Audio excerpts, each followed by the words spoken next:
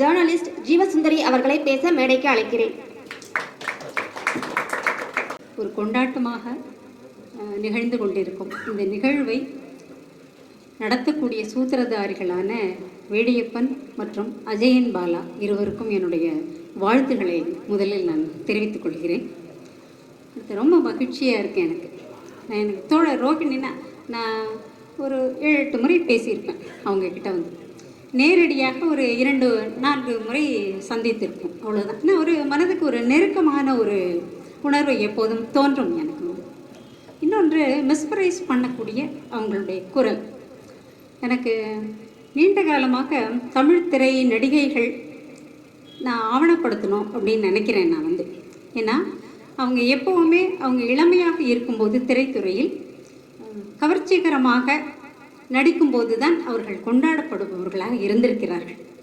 அதன் பிறகு நடுத்தர வயதை எட்டும்போது அவர்கள் பெரும்பாலும் அடுத்த கட்டத்தை நோக்கி நகரும்போது புறக்கணிக்கப்படுபவர்களாகவும் 2ஆம் கட்டம் 3ஆம் கட்ட நிலைக்கு அவர்கள் நகர்த்தப்பட்டு விடுவதும் ஒரு திரைத்துறையில் ஒரு வழக்கமாக இருக்கிறது. திரைத்துறை மட்டுமல்ல, பொதுமக்கள் மத்தியிலும் அது ஓடுற குதிரை தான் ஜெயிக்கணுவாங்க. அந்த மாதிரி தான். அது மாதிரி இளமையும் அழகும் இருக்கும் வரை தான் வந்து கதாநாயகிகளின் காலம். அதற்கு பிறகு பரிதாபமாக இருக்கும் பல நடிகைகளுடைய வாழ்க்கையை நாம் பார்க்கும்போது வந்து. ஆனால் தோழர் ரோகிணி வந்து எல்லாவற்றுக்கும் ஈடு கொடுத்து இப்போது வரைக்கும் தமிழ்ச்செல்வன் நிறைய அவங்கள பற்றி பேசினார். அவங்களுடைய பங்களிப்பு திரையில் என்னவாக இருக்கிறது அப்படிங்கிறத பற்றி ரொம்ப கேட்க அவ்வளோ மகிழ்வாக இருந்துச்சு எனக்கு வந்து. இன்னொன்று அவங்க குரல், நான் மறுபடியும் அதை நான் சொல்லுவேன். எனக்கு நடிகைகளிலே எனக்கு பிடித்த குரல்னு நான் ஆரம்பத்தில் நம்ம நடிகைகள்லாம் நிறைய நடிச்சிருக்காங்க. இனிமையான குரல் நிறைய பேருக்கு கிடையாது. பாடுறவங்களாக இருந்தால் கூட அவங்களுடைய குரல் வந்து இனிமைங்கிற வரிசையில் வருமா அப்படிங்கிறது எனக்கு ஒரு சின்ன டவுட் உண்டு.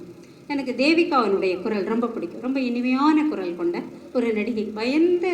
அவங்க டைலாக் பேசுகிறது கூட ஒரு பயந்து பேசுகிற மாதிரி இருக்கும். அந்த மாதிரி ஒரு நடிகை, ஒரு இனிமையான குரல் கொண்டவர்.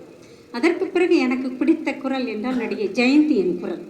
நான் அவங்க குரலில் குலாப் ஜாமுன் குரல் அப்படின்னு நான் சொல்லுவேன். அப்படி தான் எழுதியிருக்கேன் பல இடங்களில் வந்து. ஏன்னா அவங்க குரல் அவ்வளோ அற்புதமாக இருக்கும். நீங்கள் கண்ணு மூடி கேட்டு பார்த்தீங்கன்னா தெரியும். ஏன்னா அதுக்கு பிறகு என்னை ஈர்த்த குரல் அப்படின்னு சொன்னால் சரிதாவும் ரோகிணியும் தான் வந்து. அவங்க வந்து டப்பிங் பேசினாலும் நல்லா தெரியும் அவங்க குரல் வந்து.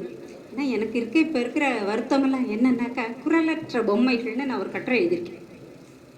எவ்வாறு திரைத்துறையில் நடிகைகள் 2ஆம் பட்சம் 3ஆம் பட்சம் அப்படி நகர்த்தி கொண்டே போய் கடைசியில் குரலற்றவர்களாக மாறுகிறார்கள் என்பதை அது குறியீடாக எழுதப்பட்டது. அது வந்து ஆனால் உண்மையிலே குரலற்றவர்களாக இப்போது நடிகைகள் மாறிவிட்டு. ஏன்னா டப்பிங் வாய்ஸ் மட்டுமே அவங்க குரலாக இருக்கிறதுனால உண்மையிலே ராதாவுடைய குரல் எப்படி இருக்கும், அம்பிகாவுடைய குரல் எப்படி இருக்கும்னு தெரியாது யாருக்குமே. ஏன்னா அவங்க தன்னுடைய திரைத்துறையில் வாழ்ந்த காலம் முழுவதும் நடிகைகளாக கதாநாயகிகளாக கொலோச்சிய காலம் முழுவதும் பிறருடைய குரலின் வழியாகத்தான் அவர்கள் அறியப்பட்டிருக்கிறார்கள். எங்கள் காலத்தில் நாங்கள் இன்னும் சின்ன வயசில் ரேடியோவில் ஒலிச்சித்திரம்னு வரும். மதியானம் 3 மணிக்கு ஞாயிற்றுக்கிழமைகளில். அந்த ஒலிச்சித்திரத்தில் குரல் வழியாகத்தான் அந்த திரைப்படத்தை சுருக்கி ஒலிச்சித்திரமாக ஒலிபரப்புவார்கள். அந்த ஒலிபரப்பும் போது குரல் வழியாக நாம் அடையாளம் கண்டோம். திரைக்கலைஞர்கள், நடிகர்களோ, குணச்சித்திர கதாபாத்திரத்தில் நடிப்பவர்களோ, நாயகிகளோ யாராக இருந்தாலும் குரலின் வழியாக ஒரு வி.கே. ராமசாமியையும், ஒரு மேஜர் சுந்தரராஜனையும், சாவித்திரியையும் இப்படி நாம் அடையாளம் கண்டோம். ஆனால் இப்போது ஒரு தொழில்நுட்பம் வளர்ந்திருக்கிறது. டப்பிங் துறை என்பது வளர்ந்திருக்கிறது. ஆனால் அவர்களுடைய குரல்கள் எல்லாம் காணாமல் போய்விட்டன அப்படிங்கிறது நாம் வந்து குறிப்பிட வேண்டிய ஒரு விஷயமாக நான் இங்கே பார்க்குறேன் வந்து. அப்புறம் எனக்கு ரோகிணியினுடைய படங்கள், நான் அவங்கள ரொம்ப சின்ன குழந்தையா, நானும் சின்ன குழந்தை தான், அவங்கள விட ஒரு 3-4 வயது அதிகமாக இருக்கும் எனக்கு, அவ்வளோதான். மேயர் மீனாட்சின்னு ஒரு படம் பார்த்தது எனக்கு இன்னும் நினைவிலே இருக்குது. அஜயன் பாலா என்னை பேச கூப்பிடும்போது நான் சொன்னேன், நான் உடனே அதை பேசும்போது நான் சொன்னேன், மேயர் மீனாட்சியில் ஒரு வாய் பேச முடியாத குழந்தையா, கரெக்டாக வாய் பேச முடியாத குழந்தையாக, ரொம்ப சின்ன குழந்தையாக, ஒரு 5-6 வயது குழந்தையாக எனக்கு பார்த்தது இன்னும் எனக்கு மனப்பதிவாக இருக்கிறது. ஆனால் வாய்ப்பேச முடியாத குழந்தையாக இருந்தாலும் இந்த படத்தில் காட்சியின்படி ஒரு குற்றவாளியை அடையாளம் காட்டக்கூடியவராகவும் இருந்தார். அடைச்சி வச்சிருவாங்க குழந்தையை, கடத்திட்டு போய் ஒரு தட்டுமுட்டு சாமான்கள்லாம் இருக்கக்கூடிய ஒரு அறையில் போட்டு பூட்டி விடுவார்கள். அங்கே ஒரு புகைப்படம் இருக்கும், ஒரு குரூப் ஃபோட்டோ. அதில் வந்து அந்த குற்றவாளியும் இருப்பார் அந்த படத்தில். அந்த குற்றவாளியினுடைய தலையை மட்டும் கட் பண்ணி உள்நாக்கில் ஒட்டிக்கிட்டு வெளியில் வந்து அடையாளம் காட்டுவாங்க. பேச முடியாத குழந்தையும் அது அது எனக்கு சின்ன குழந்தையில எனக்கு ரொம்ப மனப்பதிவாக அது பதிஞ்சுது. வந்து அந்த குற்றவாளி வி.கே. ராமசாமி தான் நினைக்கிறேன் நான். அப்படி வந்து எனக்கு மேயர் மீனாட்சி படத்தின் மூலமாக ஒரு குழந்தை நட்சத்திரமாக ரோகிணி எனக்கு அறிமுகமானார். அதற்கு பிறகு பல படங்களில் பார்த்திருக்கிறோம், கதாநாயகியாக நடித்தார். இன்னொன்று, பத்திரிகைகள் படிக்கும் வழக்கம் சிறுவயதில் இருந்தபோது வரி விளம்பரங்கள் என்று வரும். ஒரு பக்கத்தில் பல விளம்பரங்கள் வரும். அதில் ஒரு துளியோண்டு சின்ன சைஸில் ஒரு சின்ன விளம்பரம் வரும். மெடிமிக்ஸ் சோப்புக்கான விளம்பரம் அது. அந்த விளம்பரத்தில் ரொம்ப ஒயிலா ஸ்டைலாக அப்படி நிற்பாங்க. ஆனால் ரோகிணின்னு அப்போ எனக்கு தெரியாது, நான் ஸ்ரீதேவின்னு நினச்சேன். நான் சொல்கிற காலம் 82. அந்த காலகட்டத்தில் வந்து ஏன்னா ஸ்ரீதேவியின் உருவத்தை ஒத்திருந்தார் அவர்.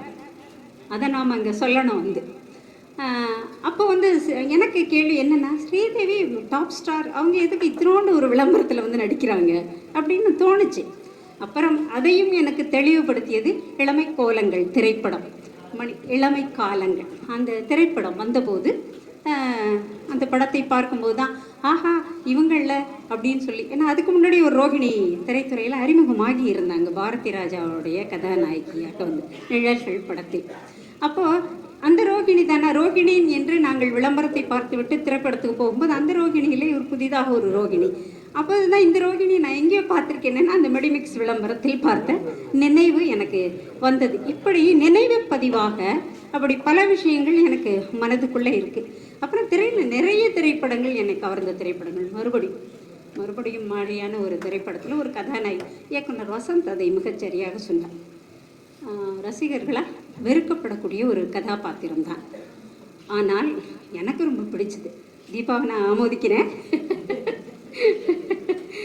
எனக்கு மிக பிடித்தது.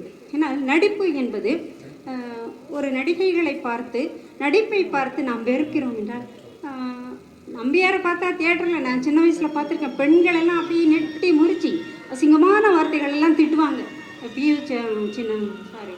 PS வீரப்பாவும் நம்பியாரெலாம் வந்து திரையில் தோன்றினால் அவ்வளவு வசவுகளை பெண்கள் திட்டு. அது வந்து அவர்களுடைய நடிப்பின் வெற்றி.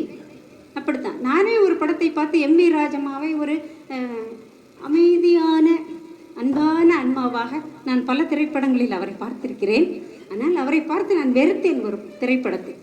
அது ஸ்ரீதரனுடைய கொடிமலர் திரைப்படம். அவ்வளோ மோசமான ஒரு மாமியார், வாய்ப்பேச முடியாத மருமகளை அவ்வளோ கொடுமைப்படுத்துவார்.